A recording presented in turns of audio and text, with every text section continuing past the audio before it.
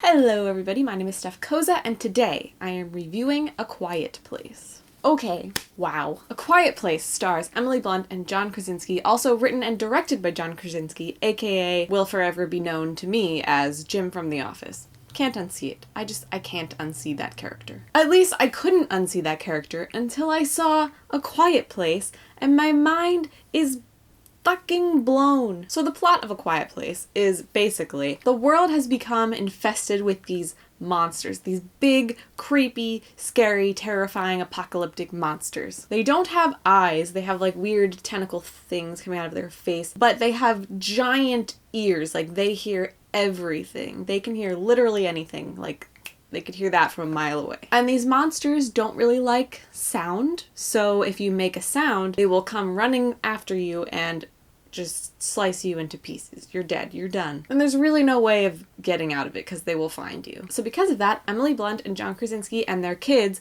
are forced to live this life of silence, and everything they do is very quiet, and you kind of see them living their day-to-day life, like just dealing with this problem and trying to stay inside as much as they can, and everything they do is very, very quiet, but they're on high alert at all times. Like everything they do is very careful, very meticulous. They play Monopoly with little squishy, soft pieces that don't make sound. They've painted all the spots on the floor that isn't creaky.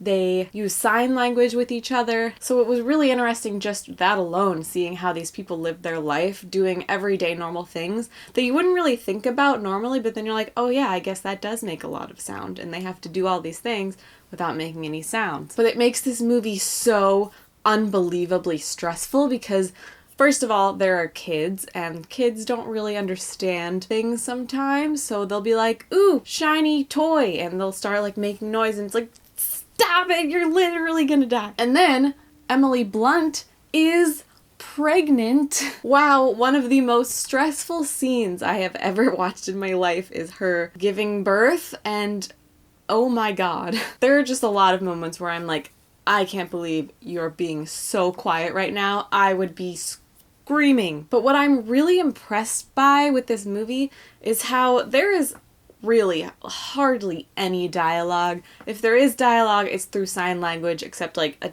few whispered conversations, but like they can't even do that really. So it's amazing to me how much character development we get, how many emotions we feel, how much we love these characters and are so attached to them and rooting for them so early on in the film. Like there were hardly any words exchanged, and I was like, I know who every single one of you is. I love all of you. I don't want any of you to die.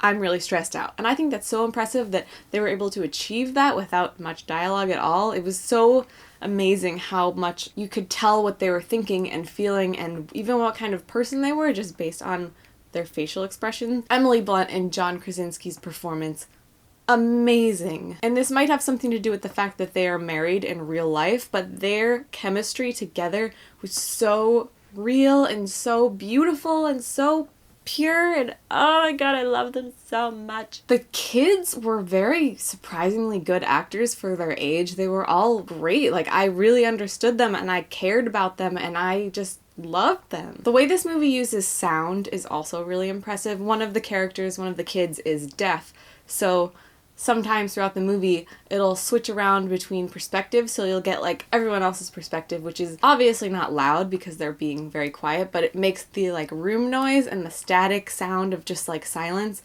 feel really loud because it's really amplified, and you hear like their footsteps and everything is just like, and you're very sensitive to every sound because you're paying attention so much, and you're like, please don't make a sound. And then it shifts to this girl's perspective where it's just completely quiet. Like there are no sounds, nothing. It's very stressful. Would not recommend getting popcorn for this movie because I was very aware of my own chewing. And I was like, is everyone around me listening to me eat popcorn right now? It's very uncomfortable. Get something squishy if you have to eat. But also, I didn't even really want to eat because for like probably the entire second half of this movie, I was just like I was completely aware that my mouth was just gaping open and I couldn't do anything about it because I was so stressed out. There was so much going on. It was insanity. And because of that, I loved this movie. This is, without a doubt, one of the most gripping and beautiful thrillers I've ever seen. For a thriller to both be thrilling and also move you so much is so impressive to me, and I loved it. Oh my god, I loved it so much. I'm gonna buy it. I'm gonna watch it a million times. Oh, it was so good.